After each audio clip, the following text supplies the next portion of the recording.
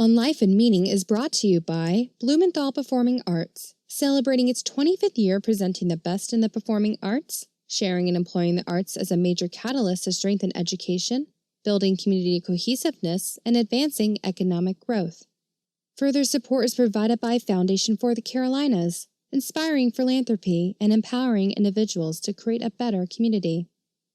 And by the Arts and Science Council, Charlotte-Mecklenburg's resource hub and lead advocate for the regional cultural community, providing culture for all.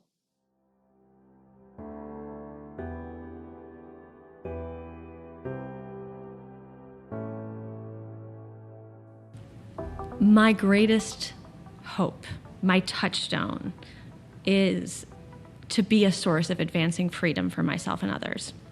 And my very favorite poem is by a Sufi mystic poet named Hafiz, and the poem goes, "The small man builds cages for everyone he knows, while the sage, who has to duck his head when the moon is low, keeps dropping keys all night long for the beautiful, rowdy prisoners."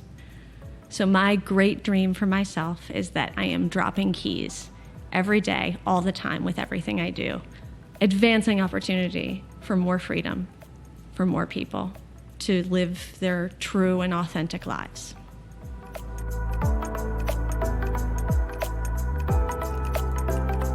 Jess George is Government and Community Affairs Manager for Google Fiber in Charlotte, North Carolina.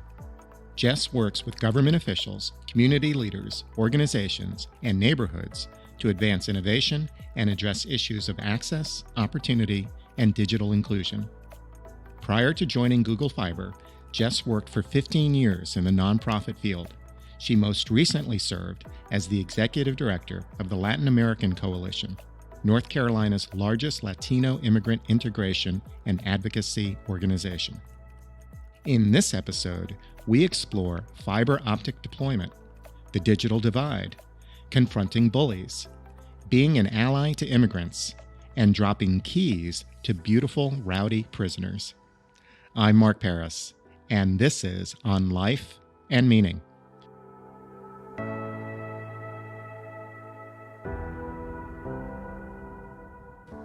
Welcome, Jess. Thank you. Jess, you are a Government and Community Affairs Manager at Google Fiber. What does that mean? Well, it's a super fun job, and it kind of is broken up into two big parts. One part is community impact, and that means that in North Carolina, specifically in Charlotte and the municipalities in the Triangle, I work with nonprofits, community leaders to work on issues like bridging the digital divide, investing in STEM education, and the entrepreneurship startup space. And the other big part of my job is working really closely with the municipal leaders, elected officials, and our tech teams to start thinking about how we execute, design, and build our fiber optic networks in those cities. Jess, in 2014, Google Fiber was announced in Charlotte and in other cities with great fanfare. In Charlotte, sidewalks were torn up and heavy equipment disrupted neighborhoods as fiber optic cable was put in the ground. 3 years have since gone by, and neighborhoods promised Google Fiber still do not have it. What happened? Well, I think that I would be remiss in saying that it has not stopped. And so while visible construction, like the very disruptive construction you've just described, has been eliminated or very minimized, most of the work that we're doing right now is a lot quieter. Now, we have slowed down our construction in Charlotte, and that is true. And so I'd say two big things about this. Number one is that we serve customers every day. We have all of uptown apartment buildings served, and we have new customers all the time. The second thing is that we have learned a lot. Working for Google Fiber is in many ways like working for a startup. We entered this market with big, ambitious, audacious, exciting ideas, and we still have them. But along the way, we've hit road bumps, sometimes literally, and we've really started to rethink the way we want to deploy this infrastructure. Unlike the folks who are already providing internet service in most cities, we have to build our infrastructure from the ground up in a few years, where they've had it in the ground for over 50 years. And so we have a lot of work to do. Sometimes it's disruptive. And so we've been spending the last few years really rethinking the way we construct our internet network. We have brand new technologies, brand new deployment methodologies that are much less disruptive, much faster, and much better for residents, much better for our customers, and much better for cities. What has been that technology shift? While typically that disruption you described with tearing up sidewalks and sometimes hitting utilities, that requires underground boring, which goes pretty deep in the right-of-way. Our new technology means we're doing something called shallow trenching, and that means putting our fiber optic cable sometimes in the road and sometimes along the curb, and sometimes we're in and out of your neighborhood in less than a day. You might not even know we're there except for the door hanger that you might see or a orange cone in front of your house. It means that we're not near any of the utilities. It's a lot safer. It's a lot better for communities, and it means that we're able to do more faster. Why didn't Google Fiber do that to begin with? We hadn't invented it yet. I think a lot of folks who are in this industry would know that that kind of methodology and technology has been used in the past, but it's never been used for deploying a fiber optic network. And so we've spent a lot of time, years, months, doing research and development on exactly that. We want to get it exactly right. So we've been trialing it in different places. We don't want to bring it to your street until we know it's right. Jess, why is Google in this business to begin with? They are a content provider. Why are they about the business of laying fiber optic cable in cities across America? This is one of the more exciting parts of the job because our business believes that competition, open internet, access to everyone is important. We believe that everyone should have access to open, fairly priced, good internet, super fast speeds. And what Google was experiencing when it was looking forward is that we weren't catching up with the rest of the world. There are nations, their entirety is built out with a fiber optic 21st century infrastructure, which means economic mobility and access for all of their citizens. We are woefully behind. And so when Google sees itself as not just a search engine, but a company that believes that innovation is transforming the lives of people around the globe, they want to make sure that the United States is doing the same. And what we found in every city that Google Fiber comes to is that incumbent speeds go up and prices go down. So our mere existence in the industry is disruptive. It's transformational. It increases competition. What are the parameters of your negotiation with the city of Charlotte and the state of North Carolina today in your role? This is a super fun part of my job because I get to work really closely with the engineers, the tech ops, the folks who are designing and building our fiber optic network in cities, and collaborate with them and with folks who are running our departments of transportation, departments of public work, to talk about how we deploy this new construction methodology in a way that is taking good care of our roads, taking good care of our right-of-ways, taking good care of the residents that live in those areas. And it's really fascinating to work with these departments of transportation because you get to really understand the way in which city leaders and city employees are passionately committed to making sure that their residents are taken good care of. They really want to make sure that they are taking care of the community and the infrastructure with which they are responsible. So we get to work together to talk about, hey, if we've got this new deployment methodology, we want to put it in this road, they're going to ask us some good and hard questions. They're going to hold us accountable for making sure that the road is taken care of, that we're not in any way deprecating the viability of the road going forward. They're going to be asking everything from our deployment methods to the depth of where the fiber cable is laid to how we use flowable fill, all of the different components of it to ensure that our roads are taken good care of. And so those negotiations are what are leading our build forward and would allow us to do something that's a little bit more cutting edge, a little bit more innovative, but ultimately better for cities. Has Google Fiber employed shallow trenching anywhere in North Carolina? We have. We've trialed some of it here in Charlotte, and we're doing a lot of it up in the Triangle. Why is high-speed internet access important? You know, you asked me earlier about why Google was in this business, and one of the things I think about is 20 years ago, when I had first moved to Charlotte, I didn't have a cell phone. I didn't even have a flip phone, and I certainly couldn't have imagined that I would be carrying around a small computer in my pocket all the time. And it was the difference between dial-up speeds to broadband speeds that ushered in this era of innovation, of transformation. So moving from 5 megabits to 25 megabits. Well, fiber optic networks allow for a minimum of a gigabit, but we could even do more. So you think about the untold innovation that's possible when you use fiber optic networks. You and I won't know the kind of incredible innovations that will transform our lives 20 years from now. That's one reason. Unlocking the opportunity for extraordinary innovation that could potentially solve some of the world's greatest problems. But the other is that we as communities need to make sure that we are building out sustainable 21st century infrastructure in more places than ever before. We need to get more people connected to the ubiquity of information that comes with finding a job, or getting access to telemedicine, or being able to take classes online, the things that high-speed internet allow. And for small towns in North Carolina, being able to have a job where you can download massive amounts of data and upload massive amounts of data means you can be a geneticist downloading the entire human genome in the middle of North Carolina. You can live in your hometown and have a wonderful paying job and be contributing to that economy. You don't have to move to a big city to do that. So 21st century high-speed fiber optic networks are really going to mean economic mobility for many people in many places and have this untold innovation story that I don't even know what it is yet. Jess, there's always a lot of promise and indeed hype with new technologies, especially coming from the companies that are profiting from them. I'd like to read something to you from the June 2019 issue of Atlantic Magazine. As early as 1858, before the Civil War, Punch magazine commented on the prospect of a new technology creating a network of telegraphs between houses that would put one constantly within 5 minutes of every noodle who wants to ask a question and every acquaintance who has a favor to ask or a disagreeable thing to say. Is the internet overrated? Is the internet overrated? No, absolutely not.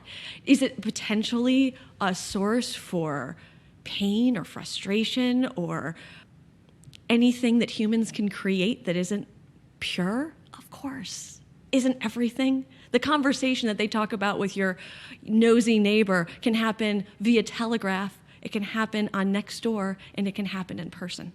The truth is that it doesn't change human nature. But the internet is not overrated. The internet has changed the world. We are more connected. We have more opportunity to know things we could never know. We have this incredible potential as human beings, and the internet is a tool to unlock it. Will it be used for bad? Yes, but the internet itself is neutral. Humans, on the other hand, are not. There is the second aspect to your job of community outreach and community impact. What is that role? So our community impact focus is about teaming up with local nonprofits, local community leaders, and innovators and influencers who are already doing incredible work in the areas of digital inclusion, STEM education, entrepreneurship, and the startup culture. So Google Fiber often serves as a thought partner, somebody that you can count on to collaborate on a project. We have a Google Fiber space in most cities, so we often host our nonprofit partners there.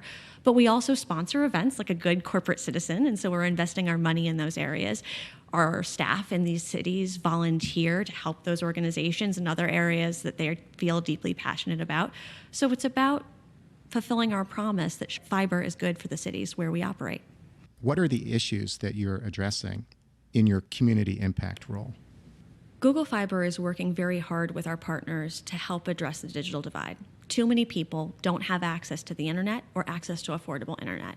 And so we believe that collaborating with great nonprofit organizations that are delivering digital literacy classes, who are refurbishing decommissioned corporate laptops for redistribution, who are finding ways for people to get online at low or no cost, those are the folks we want to work with to help make sure that more people have access to the abundance, the prosperity, and the opportunity that almost exclusively lay on the internet.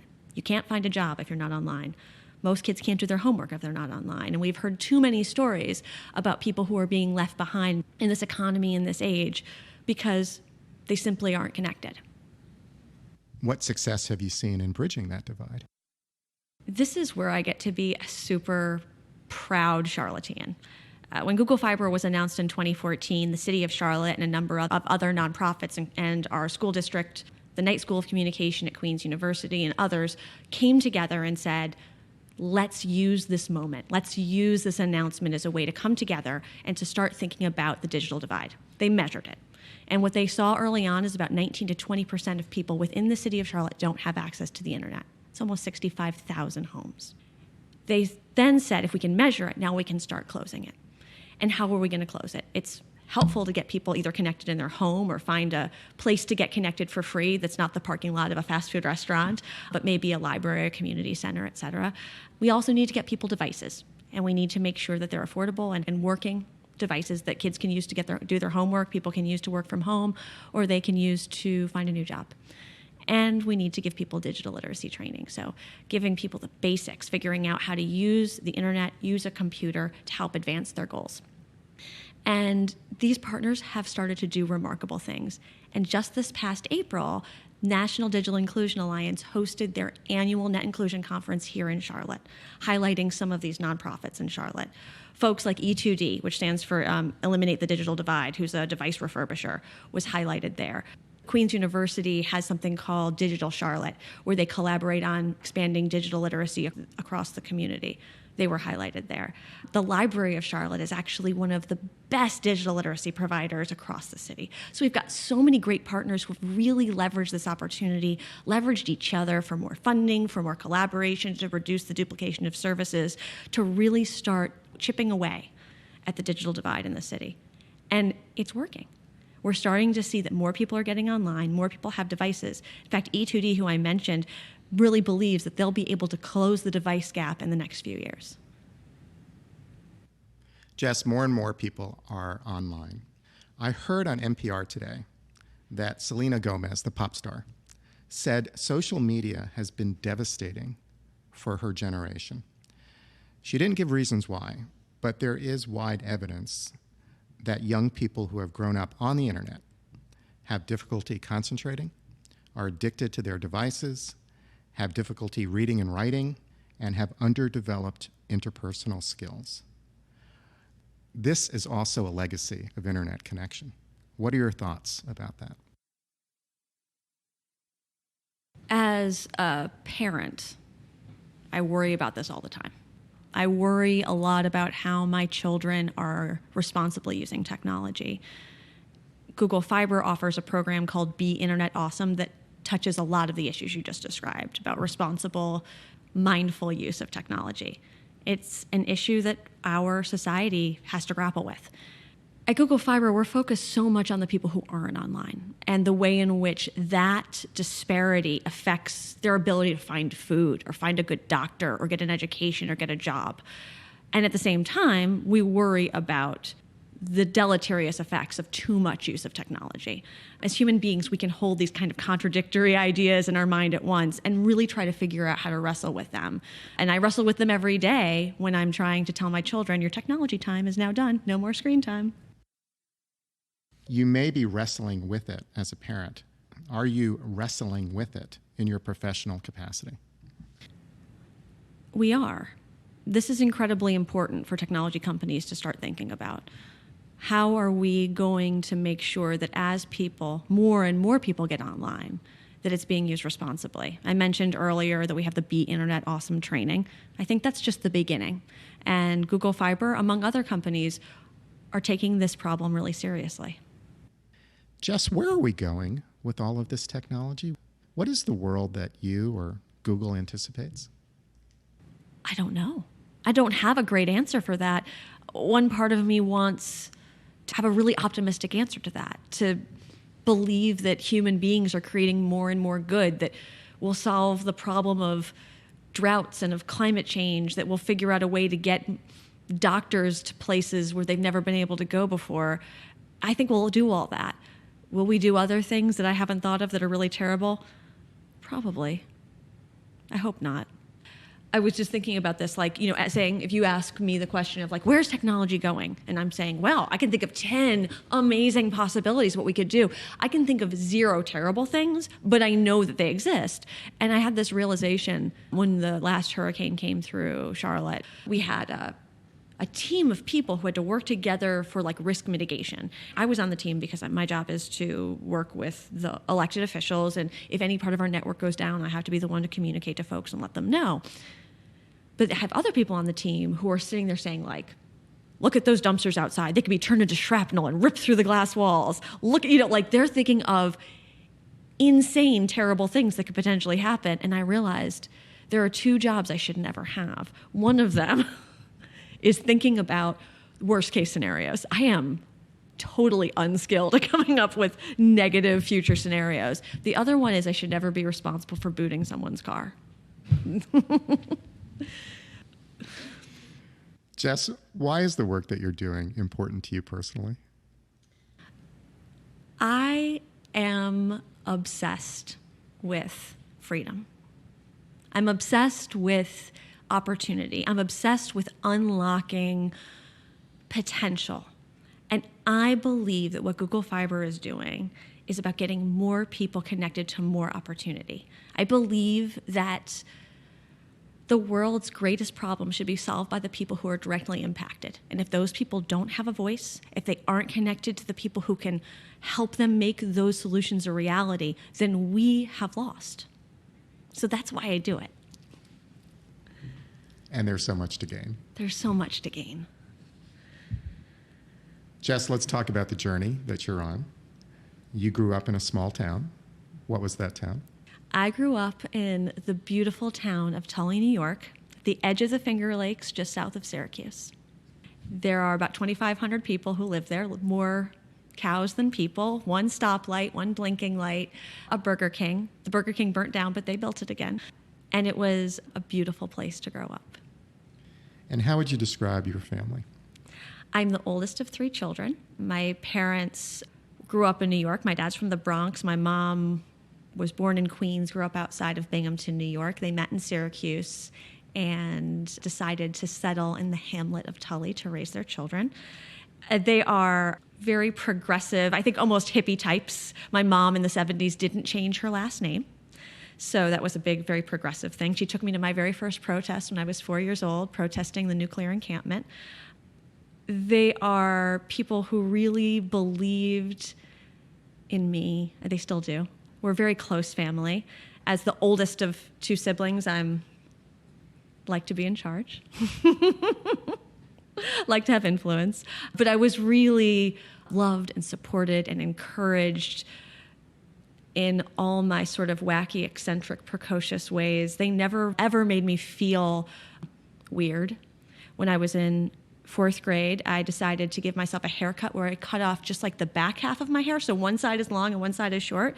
And my mother just looked at me. She didn't say a word. And then I said to her, "Did you see my haircut?" She said, "Yes." My school pictures from that year, I have one long side and one short side. So they've always encouraged me. What did your parents do?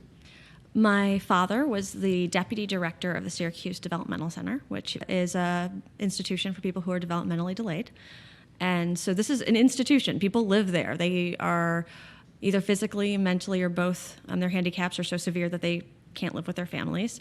And he ran that center for many years. And my mother was also in healthcare. She's in geriatric care and has worked for several different home healthcare companies.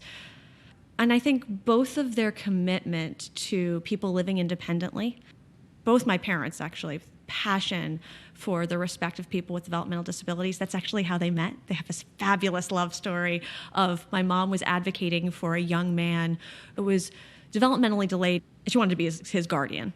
She ended up having to meet with my father to advocate for this young man named Tony. And I think he was smitten right away with this gorgeous, passionate blonde who wouldn't take any nonsense. He being your dad, not Tony. Not Tony. No, not Tony. But my mom really was an incredible advocate and continues to be an incredible advocate. And my father, too. And I think that their empathy, their belief in the rights of people to live independently, to live as their full selves, has been really powerful.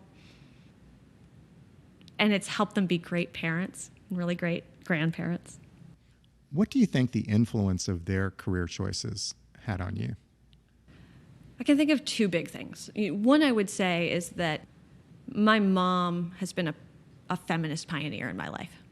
The fact that she didn't change her last name, the fact that she has been an extraordinarily successful person in her industry. She really has been someone who is just living her life by her own rules, unapologetically, but at the same time with great empathy and great appreciation for others.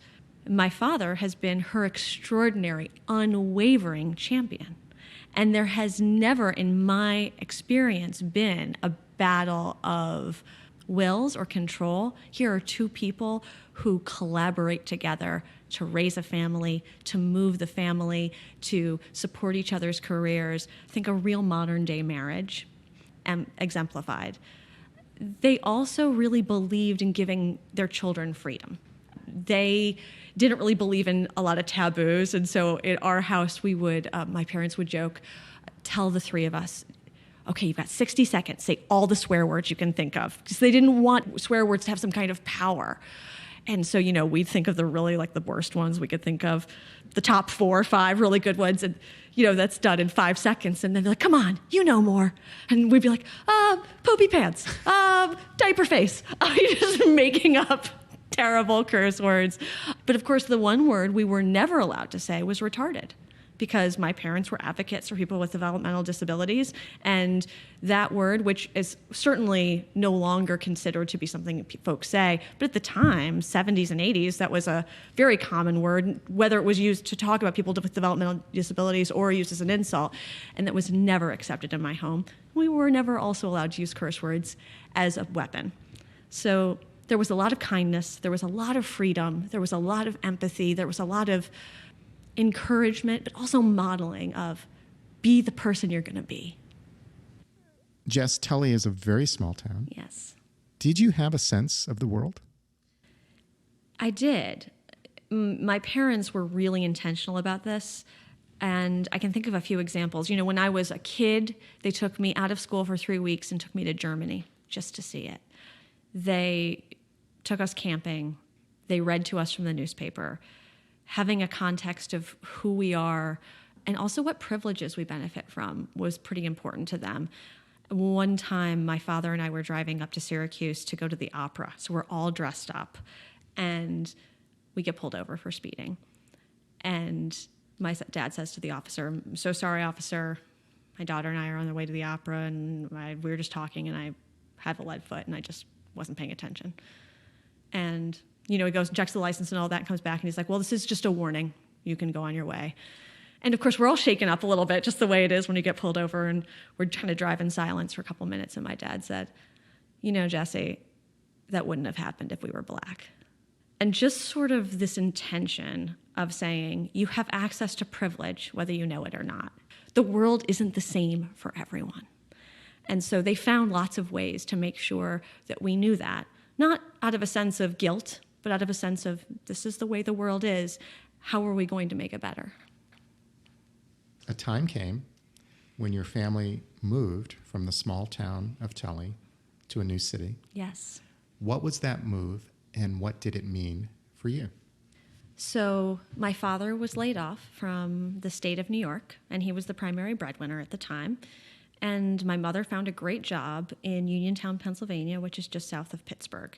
So right before my senior year, we picked up and we left kind of my whole world behind. When you are born and raised in a place, you've got it all, you've got it all laid out for you. I was a dance teacher, and I was in all the plays, and I was a leadership in my high school, and all of this life, friends. And even my best friend's family offered to let me stay with them for my senior year. And my parents didn't really fight me on that idea until finally my mom just said, "Jess, you'll be fine wherever, but your brother and sister need you." And they did, but I needed them too. And so I think that was just the message I needed to hear at that time. So just like that, we all picked up and we moved outside of Pittsburgh, which turned out to be wonderful for me. I met a whole bunch of new friends. I had a tremendous senior year. And I fell in love with the city of Pittsburgh, which will always have a place in my heart. And it was, I think, an opportunity for growing up for me. Jess, all of your life you had gone to public schools, but when you went to Pittsburgh, you made a change. Yes. So the schools in Uniontown, the public schools, my family wasn't super excited about. And so I attended and graduated from a Catholic school, which was in some ways a real eye-opener, because I'm not somebody that loves a lot of arbitrary rules. And I've told you the story about a lot of cursing in my home, and it was really a different experience for me. Sometimes contrast in life really helps you solidify what you do want and what you don't want. And that school experience, while building so many friendships for me, also helped me orient my life to the values I want to have. And the restrictive values, the political values that were really exemplified in the Catholic Church and in the Catholic school became very clear that they weren't for me. Jess, you graduate from high school. Where did you go to college, and what did you study? I went to Penn State University, and I studied international politics, international studies, French, and Spanish. It was the biggest school I could possibly go to coming from a small town. It had the international politics major, which was uncommon for the time, but what I really wanted to study. I had a love of languages all through high school, and so wanted to integrate my interest in social justice, my fascination with government, and my language skills all into one area of study. Who did you want to be? Well, I feel like the early identities I sort of thought of myself as. I thought I would be somewhere between a Nancy Drew and a Mata Hari and a novelist. I was going to be, an intrepid reporter who traveled the world, and I was also going to be a spy. Except I'm such a glass half full kind of person. I can't imagine doing anything remotely nefarious, clandestine, cloak and dagger. So that was probably a little bit more of a Disney-fied version of what I might do. But I think that early on in my life, I really had this sort of, not an identity outside of myself of who I wanted to be, but the guiding force that who I am will show up no matter what I do. And I remember this poem that's in my baby book that was written by my godfather for me. And I mentioned to you that my mother didn't change her last name. Her last name is Dre. My father's last name is Cullen. And so my maiden name is Jessica Dre Cullen. My brother's Thomas Dre Cullen. My sister's Catherine Dre Cullen. And so the poem is she Dre Cullen or Cullen Dre? Is there a hyphen? What can I say? Jessica baby cares little for lib, not yet into her pablum or into her bib, but someday, yes someday, Miss Mrs. or Ms., Jessica grown will know who she is. And you just think about what a delightful way to enter the world, that someone says you're somebody important and you're going to spend every minute of your life figuring out who that is. So I think at the time of going to college, there was a lot of, who am I going to be? Oh, I'm going to be somebody that does something good in the world. Let's just figure it out as we go along. Jess, is there an early memory that you have that is consistent with who you became? When I think back about my childhood, what are the stories that pop for me? What are the things I remember? What are the things where I feel regret? I have a couple of instances of interacting with bullies, of the moments of confronting the bullies when they did something wrong, the moments of not confronting the bullies when they did something wrong. And those have been really I can still feel a fire in me. One of the stories is that my best friend Matt and I were playing in the barn near his house, and these three boys locked us in the barn and had sticks, and they had a bird's nest, and they said, there's a bomb in this bird's nest, and if you try to leave, we'll blow you up. And I think we're 5, 6, terrified. And eventually they let us out, everything's fine, but I am furious. And I go home, I tell my mom, and she says, well, what are you going to do about it? So I look up all of their phone numbers in the phone book and call each one of them. And I remember this. I start with Peter, who's the older brother of a good friend of mine, and I call his mom, and I'm like, do you know what Peter has done? And she's like, yes, would you like to speak to him? And she puts him on the phone, and he's all, I'm so sorry. And then I call Jesse, same thing. Jesse gets on the phone, apologizes. But what I'm really scared about is John, because John is he's the mean bully. And I'm really terrified of him. And so I call his house. I talk to his mom. Did you know what your son has done? And she says, yes, would you like to talk to John? And I said, no, thank you, and hung up really quickly.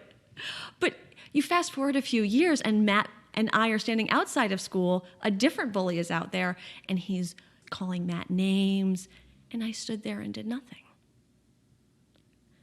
That same bully tried to mess with my brother, but by that time, I had really worked up my gumption, and I said, you leave him alone. And he called me a mean name and stormed away, but he never bothered me or my brother again. And I feel like those stories, the ones of partially confronting bullies, not confronting them at all, or really protecting your kin, right? That fire still lives in me, the one where I have to be brave enough and strong enough to say no in the face of injustice. And that's so hard to do sometimes. It's exhausting. But there's no question that those small childhood incidents continue to motivate me. Jess, you had an experience overseas that changed who you wanted to be. What happened? When I was a junior, I did a typical study abroad year, and I went to Strasbourg, France. Strasbourg is where the European Union is, and of course France always exemplifies themselves or sets themselves out as the creator of human rights, universal rights of man and the citizen.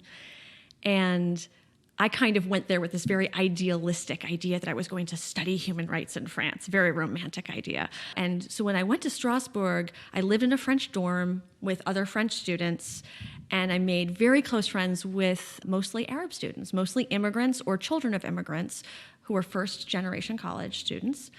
And I was walking down the street with one of my friends who his family's North African, and somebody yells across the street at us in French, "Filthy Arab." And I was shocked. There is not a lot you can prepare a white person for experiencing that real aggressive racism that you've never lived with in your life. And it's right there, and it's right in front of me, and you see this person like foaming at the mouth out of anger because here's a brown person who's daring to walk in the same street as him. And my friend was sort of like, oh, don't worry about it. It's no big deal. People are like that. But what I experienced in France for the next 6 months was the overt, angry racism directed towards North African immigrants. And the narrative is one that I think we've become kind of familiar with, the narrative of they're taking our jobs. They're ruining our pure French culture. Are they even learning French? They don't have the right identity. They don't have the right skin color. They don't have the right to our resources. They're taking from us. They're making us less. And then fast forward a few years when I moved to Charlotte, and the narrative is almost the same, except this time it's about Mexicans or about people from South America and Central America. And you've got this influx of newcomers who are contributing to our economy, working in essential jobs. And the message is, you could read it in the Charlotte Observer letters to the editor. These people aren't like us. They're not American. They shouldn't be here. They're not learning the language. They're taking our jobs. They're taking from us. And the message was equally painful, and it was the same. You did find your way to Charlotte. What unfolded when you arrived? My folks had moved down here a few years before I had. This narrative of somebody taking from us, that there are these other cultures, other communities that are making our life worse, that are threatening my identity, that are threatening this community's safety or sanctity, continued to unfold, and you would see it more and more. And for me, of course, it was this direct reflection of what I saw with my friends in France. And I really started to deepen my desire to become a good, strong ally for immigrants and to start working on immigrant justice in Charlotte, a place that really I felt like I could be helpful. In 2004, you began working for the Latin American Coalition. What was that work? I was hired as the associate director. We were a small and scrappy team of folks. Actually, our office was in the old Eastland Mall. And we were primarily a direct service organization providing support and services to immigrants in Charlotte, Latin American immigrants. And my job primarily was as the fundraiser. And so I wrote a lot of grants, and I started directing some of the programs and started to get to a better sense of who the Latinx community was here in Charlotte, where people were coming from, what their needs were, what their dreams were, and how they were really transforming the face of our city in so many beautiful and positive ways. And you became executive director. I did. 4 years later, the executive director left, and as number 2, the board asked me to step in. I should be very clear, I was never being groomed for the job of executive director. I never thought that I would have it. I think it was an expectation that the person who would serve at the top role in this organization would be somebody who was at the very least Latinx, if not both Latin American as well as an immigrant themselves. And so I was neither of those things.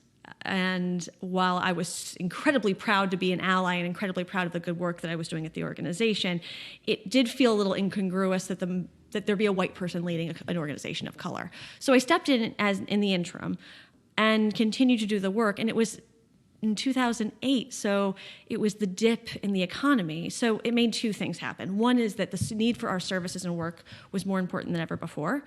It also meant that we were gearing up for fight on immigration reform, and more advocacy efforts were necessary. And it also meant the board wasn't excited about hiring another top salary.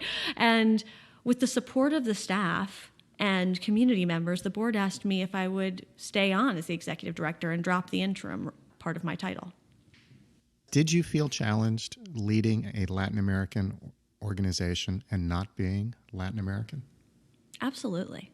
Every day. I was the director for 6 years, and every single day I wanted to make sure I was walking that line of being a good ally. And being a good ally means, in my mind, being willing to take risks, being willing to make sacrifices, and not taking up too much space. Not being somebody to speak for a community, but making space for more people to speak for themselves. And some days I did a great job, and other days less so. So it was a tightrope I had to walk all the time, and one that I'm deeply proud to have done, and one that was incredibly challenging.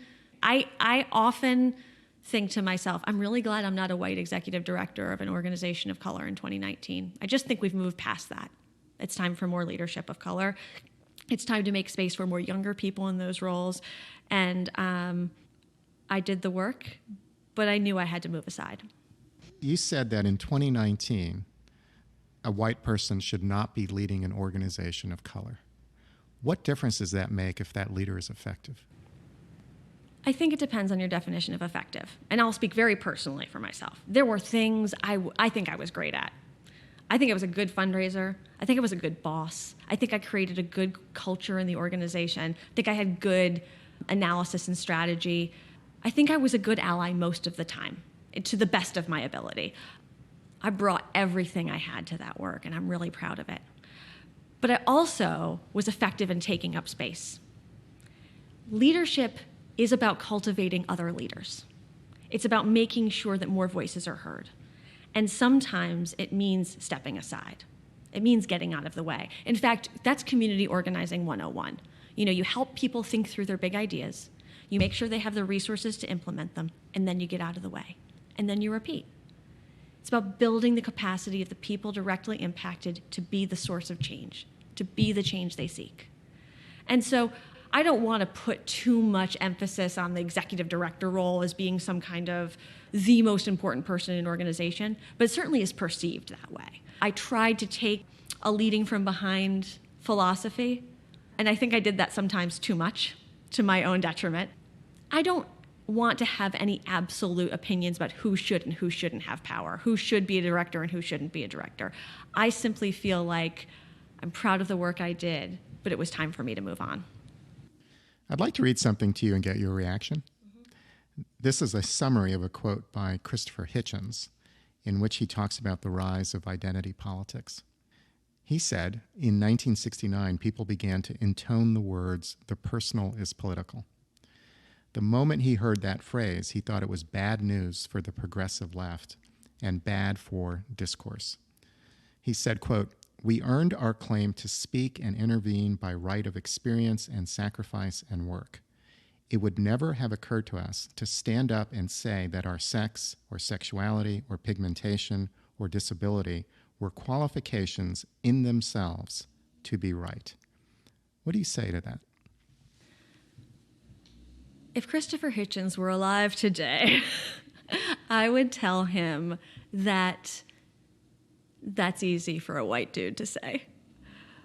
I really believe that people of color, women, transgendered folks have been denied access to their voice, have been denied access to power, and it is incredibly important that we make more space.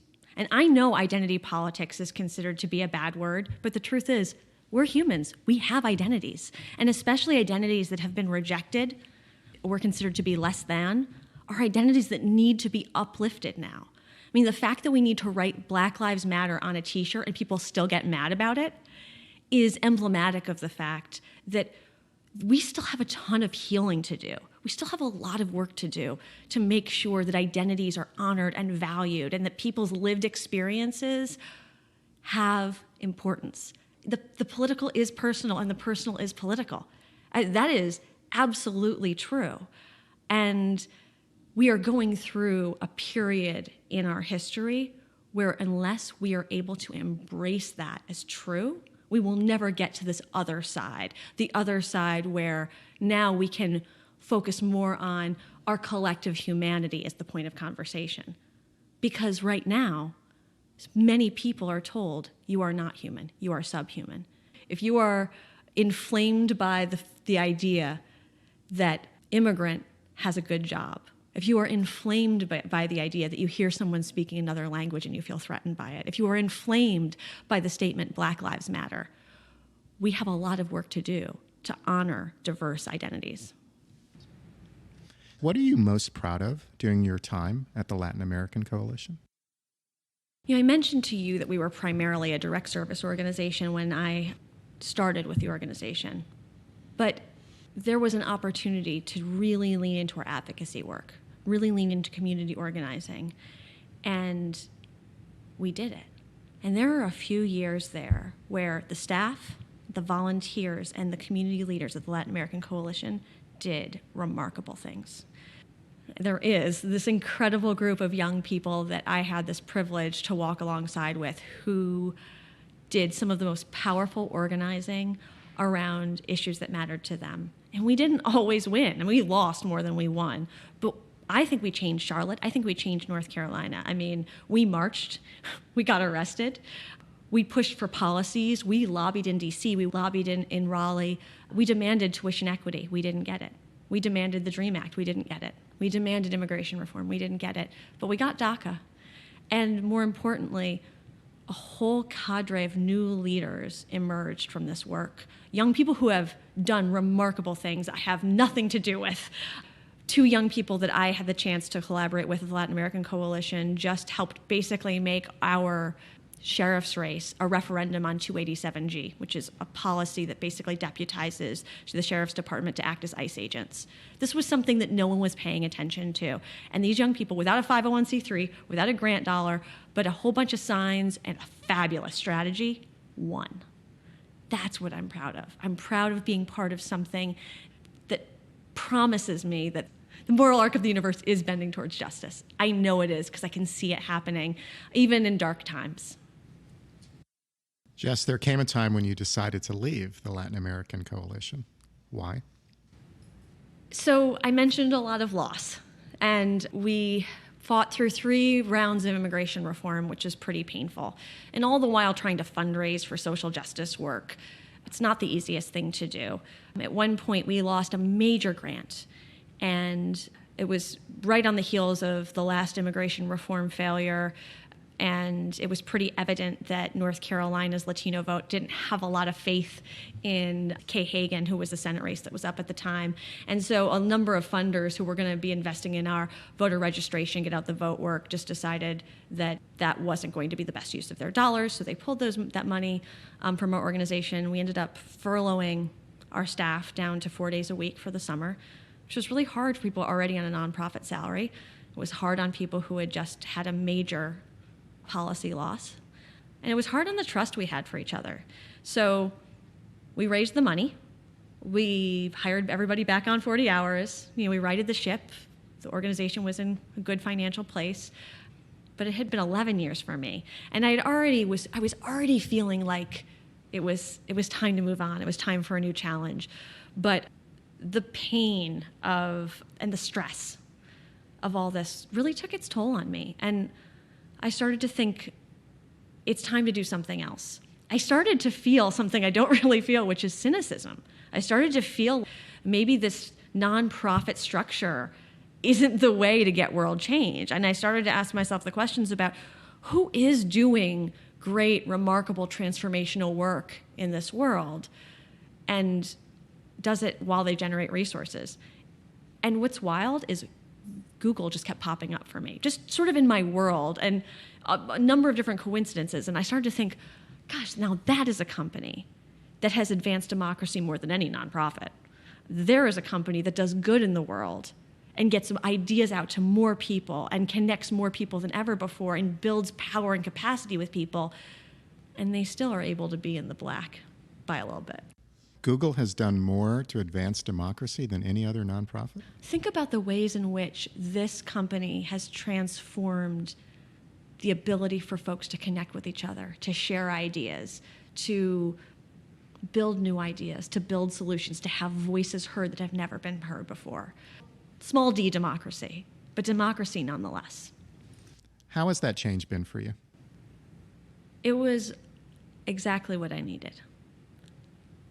So transitioning from the nonprofit world that I was starting to feel a little cynical about, feeling not sure that this structure is the best way to move change, into an organization which is moving rapid fire. Google is a super fast-paced company, and the learning curve of anybody who's joining the company can be pretty steep. But I was hungry for it. I was hungry for a change, hungry to learn something new, hungry to work with a team of people that were just on to the next, and it has been remarkable for me. One of the funny things, though, about this was maybe a year and a half into this job, when I was kind of catching my breath, I had this thought, and it was, I'm not happy. And I started to wonder, what does that mean? What does it mean I'm not happy? And I just didn't feel happy. And I started to reflect a little more and realize that when you're doing social justice work, the highs are so high and the lows are so low. You vacillate between, we just stopped 15 deportations, we just led a protest in front of the president, we just did a civil disobedience, we did all this dramatic work that literally is about lives. It's literally about keeping families together. And then you have someone deported, or you have to furlough your staff, or you lose the thing you thought for sure you would win. And so my happiness calibration was a little off because I didn't have any more high highs, but I also didn't have any more low lows. And it took me a little bit of time to get my new sea legs around finding that my job at Google Fiber is meaningful to me, but it's not saving lives. And that's okay. It's still rewarding. It's still important. I get to work with amazing people in the organization and out of it. But my happiness calibration had to shift. I think at the same time, I was also suffering a little bit from survivor's guilt. I'm not doing this work anymore. And with our immigration policies continue to become more and more regressive, the more painful it becomes to not be there in the fight, doing the work. I mentioned that something I'm super proud of is some of the community organizing that we've done, and that the community groups we helped organize and helped make a space for. One group, Familias Unidas, was a group of undocumented families that were all working to help support each other in their immigration cases. Most of them have been deported. They don't live here anymore. That's heartbreaking. That's devastating for me. And so there isn't a day that doesn't go by where I have just a twinge of regret. There's a part of me that feels like, oh, that transition from the Latin American Coalition to Google Fiber, there was this opening. There was this opportunity to say, I'm going to step out of this one leadership position, which has been equal parts fulfilling and exhausting. And I'm going to move into something different. But I feel like that has a lot of power to it. It's not the same, but it's powerful in the way that a belief in connecting people and a belief in ensuring that more people can have their voices heard, that more people can have access to the stepping stones that will allow them to live into their fullness and their greatest potential, that has power too, and that has really sustained me working here at Google Fiber. And so while I do have these moments of deep pain and anguish and anger, truly anger, about what is happening with immigration policy right now, I'm also brought back to the way in which I'm working on a structure. I'm working on the literal infrastructure that will unlock future voices and future potential. And that matters to me too. Jess, hope and optimism. What do those words mean to you? At the Latin American Coalition, we would often quote, and by quote, I mean destroy a quote by Václav Havel, where he talks about the difference between hope and optimism. And that optimism is just the belief that something will turn out well, and hope is doing something because it's good, regardless of the outcome. I am ruthlessly optimistic and hopeful every day. Where do you derive your power? My greatest hope, my touchstone, is to be a source of advancing freedom for myself and others. And my very favorite poem is by a Sufi mystic poet named Hafiz, and the poem goes, "The small man builds cages for everyone he knows, while the sage, who has to duck his head when the moon is low, keeps dropping keys all night long for the beautiful, rowdy prisoners." So my great dream for myself is that I am dropping keys every day, all the time, with everything I do, advancing opportunity for more freedom, for more people to live their true and authentic lives. What is it that you teach your children? I was talking to my son about this very question this morning, and I was telling him, I want you every day to be yourself, to learn who you truly are, and to find out how that person can do good in the world. I want you to know that you are infinitely and eternally loved. And he said to me, "Do I have sausage on my face?" So I think I'm nailing this parenting thing.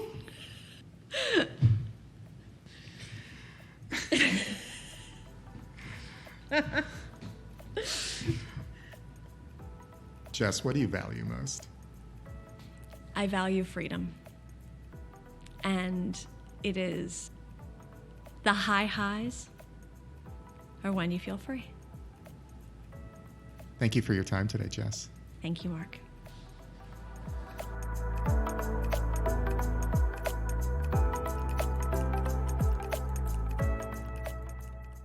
Jess George is Government and Community Affairs Manager for Google Fiber in Charlotte, North Carolina.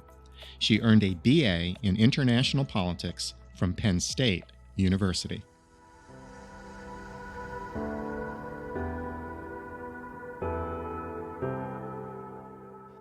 And now, a personal word. A few years ago, when I was leading Charlotte Viewpoint, I was thinking a lot about issues facing the city. Issues such as community engagement, racial segregation, and the wealth and poverty divide, and how the city might solve them. I became enamored by systems intelligence theory. SI brings together systems thinking and multiple intelligence theory and touts a methodology to address deeply embedded systemic issues. Here is SI theory in a nutshell. A system is a construct within which people and things operate. Systems are all around us. Systems have certain features. They have interconnecting elements, they have generative power beyond those elements, and new elements emerge from systems.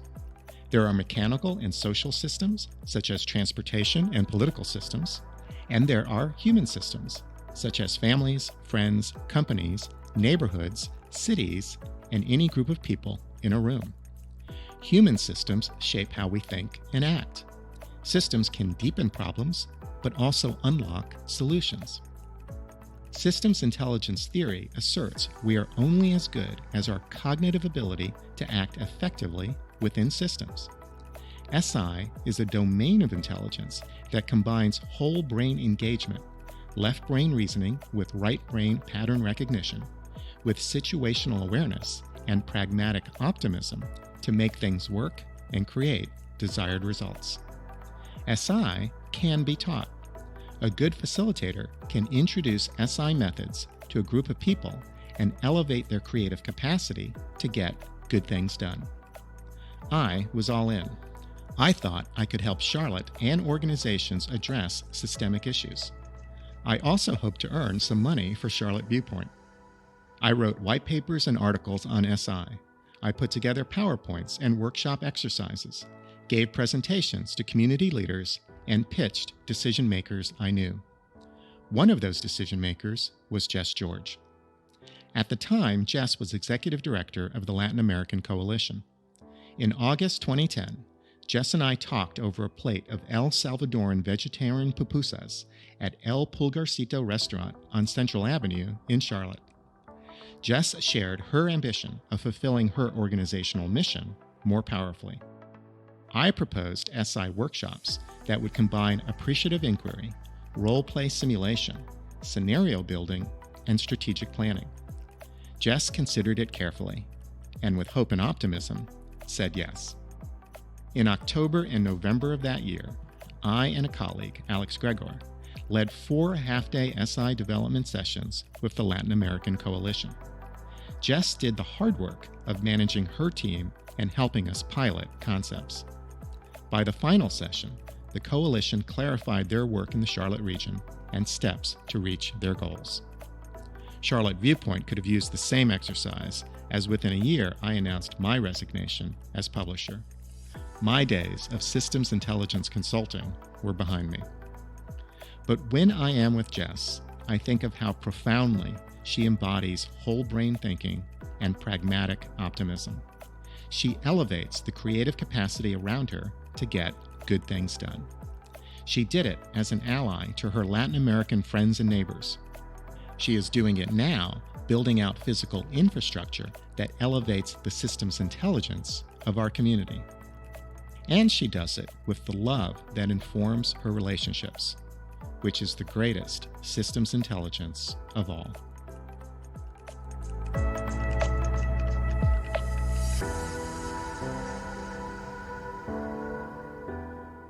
This is Mark Paris, and you've been listening to On Life and Meaning. Additional support for this podcast is provided by the UNC College of Arts and Architecture, celebrating a decade of creative education in the arts and design. Thank you to our funding partners, and to my teammates, Andy Go, producer of the show, and to Chris Curriton, art and media director. This is how you can help. Please write a review on iTunes. It helps us grow our audience. Follow us on Facebook and Twitter. We'd love to hear what you think about the show. And become a patron. We are on Patreon, a crowdsourcing platform that allows you to support what you value at a level you choose. Visit us also on our website on lifeandmeaning.com. Thank you for listening.